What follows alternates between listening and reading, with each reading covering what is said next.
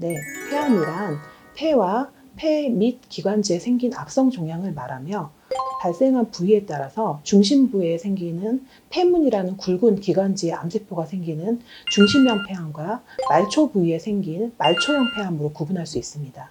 그리고 암세포의 모양과 형태를 기준으로 해서 소세포 폐암과 비소세포 폐암으로 구분합니다. 소세포 폐암은 전체 폐암 환자의 15% 정도 비율을 차지하고 있고요. 나머지 85% 정도는 비소세포 폐암 환자입니다. 폐암 초기에는 특이 증상이 없거나 가벼운 감기 증상을 보입니다. 하지만 시간이 지나면서 잦은 기침, 호흡곤란, 피 섞인 가래 등의 증상이 나타나기 시작합니다. 폐문부 폐암의 경우에 천식처럼 쌕쌕 소리가 나고 폐아부 폐암의 경우에는 갈비뼈나 척추 등 주변 장기에 침입이 되면서 통증이 발생하는 특징이 있습니다. 기본적으로 인스턴트 음식은 폐암 환자에게 좋지 않습니다. 하지만 모든 음식이 일률적으로 좋거나 나쁘다고 구분하기는 어렵습니다. 특히 치료 중에는 체력이 많이 소모되고 쉽게 지칠 수 있어서 균형 있고 건강한 식사를 하는 것이 중요합니다.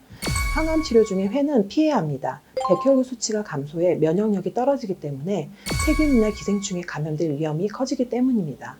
수술 후 보조 항암 치료가 끝난 이후라면 면역력이 회복된 상태에서 날 음식 먹는 것을 크게 걱정하지 않아도 됩니다. 새 집으로 이사를 갔기 때문에 폐암의 경과가 그 이후에 나빠졌다라는 연구 결과는 사실 많이 없습니다. 하지만 새 집에서 발생하는 많은 화학 물질이 폐암 환자의 건강에 좋지 않을 것이라고 유추할 수는 있습니다.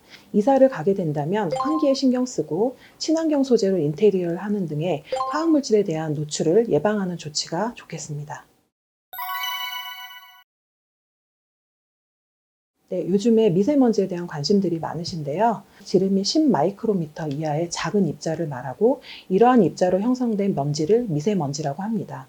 공기 중에 떠다니는 일반적인 먼지는 크기가 크기 때문에 코털이나 기관지 점막에서 대부분 걸러져서 배출이 됩니다.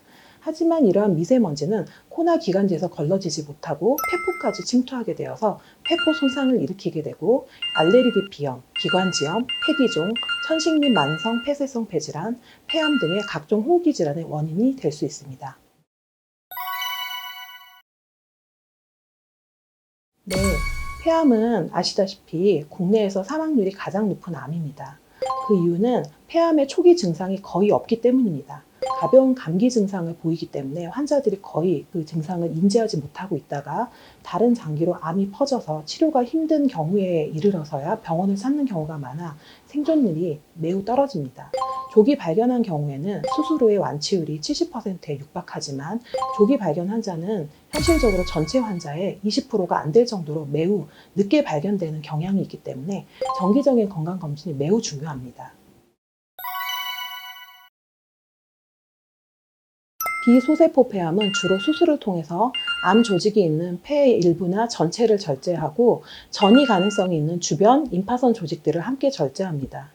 소세포 폐암의 경우는 빠르게 전신으로 전이되는 암의 특징을 갖기 때문에 수술이 불가능한 경우가 많고 항암화학요법이 주된 치료 방법입니다. 생명을 연장하고 증상을 완화시키는 것이 가장 중요한 치료 목표로서 방사선 치료와 병행하는 경우가 많습니다. 경우에 따라서 뇌 방사선 치료도 시행하는데 항암화학요법과 방사선 치료로 폐암이 소실된 경우에 재발 방지를 위해 시행한다고 보시면 됩니다.